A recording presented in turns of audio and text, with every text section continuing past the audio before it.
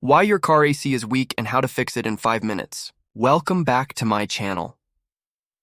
Today we're going to be talking about why your car AC might be blowing warm air.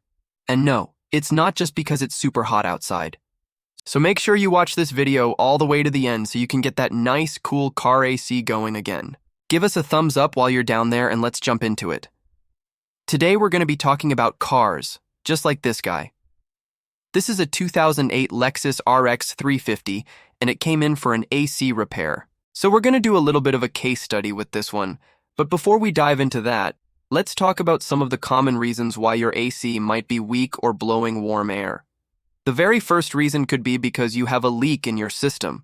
Now, if you have a leak in your AC system, that would allow the pressure to drop in the system. And if the pressure drops below a certain level, the compressor won't turn on. And that's exactly what happened with this Lexus here. If you go ahead and take your key and turn it to the on position, you'll see the compressor clutch doesn't engage. Now typically you can hear a distinct click when the compressor clutch tries to engage, and it's not able to. So if you were to listen really close, you would definitely hear a click. That click is the compressor trying to kick on, and it's not able to because the pressure is too low. So the first thing I always recommend doing is checking the pressures in the system.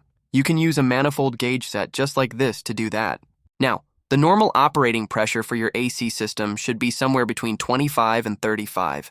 Now, if you're below 25, then you probably have a leak and that's why your AC isn't working. Now, where do you get an AC leak? Well, in the AC system, there are several components that could develop a leak over time. One of them being the expansion valve. The expansion valve is located right here on this side of the vehicle. If this starts to get clogged or freeze up, it can cause a restriction and allow the pressure to drop in the system. Also, the evaporator core could develop a leak. This is the evaporator core right here. This component is located inside of your dash, and this can get pretty tricky to access depending on your vehicle. Also, the condenser can develop a leak. This is the condenser right here. This is located out front of the vehicle, right in front of the radiator. So these three components can develop a leak and cause your AC pressure to drop. So the first step is checking the pressure. If you're seeing pressures below 25, you likely have a leak. The only other component that could be causing your pressure to drop would be these O-rings. These O-rings go on each of your valves, and they can also dry out over time and develop a leak. Now, if that's the case, all you need to do is replace those O-rings, and your problem should be fixed. But most likely it's going to be the expansion valve because it's the most common. So if you do find a leak in your system, I recommend taking it to a shop to have them vacuum it down, dye it, and then repair it. If you don't do that, you run the risk of having them repair it and still have a leak. And then you're going to have to go back and have them do it again. So just make sure you have them vacuum, dye, and repair it. Okay? So the next reason why your AC might not be working properly or blowing cool air is because your blower motor could be bad. The blower motor is what actually blows the air through your vents here. Now, if that blower motor isn't working properly or isn't getting enough power, then you're not going to have enough airflow coming through the vents, and it's not going to feel cold. Now, the blower motor in this vehicle is actually located under the glove box. It's going to vary from vehicle to vehicle, but usually you can find the blower motor pretty easy. You can test the blower motor by turning the AC off and just testing the blower motor by itself. And if it doesn't work, then chances are that's your problem, and you just need to replace the blower motor. Alright, the next reason why your car AC might not be working properly is because the blend door actuator could be stuck. Now, what does a blend door actuator do?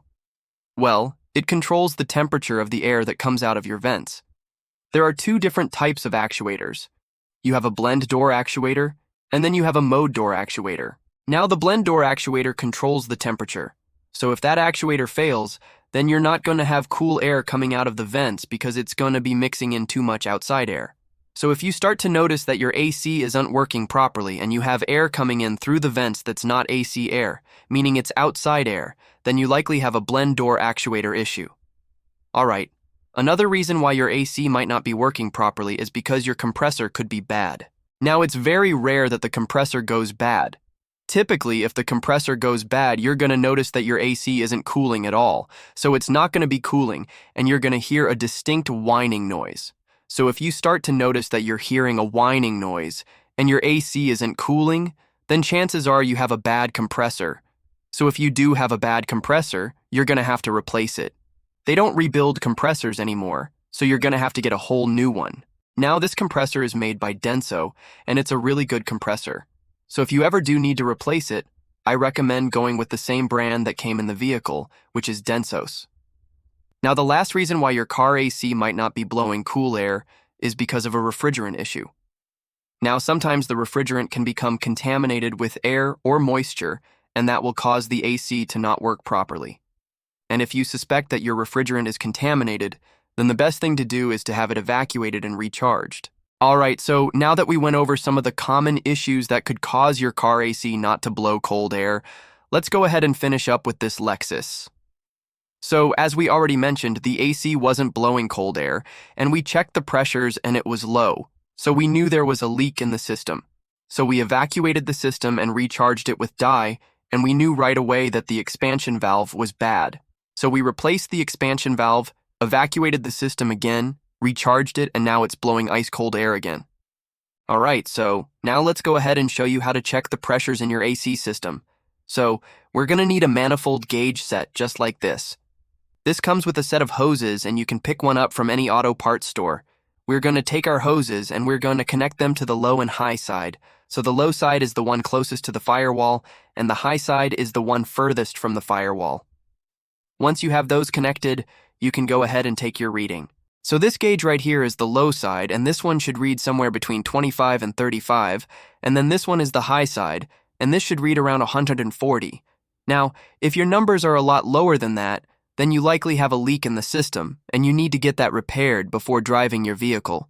And that's exactly what this customer had. They had a leak in their system, and that's why their AC wasn't blowing cold air. So if you do have a leak in your system, you're going to want to get that repaired as soon as possible.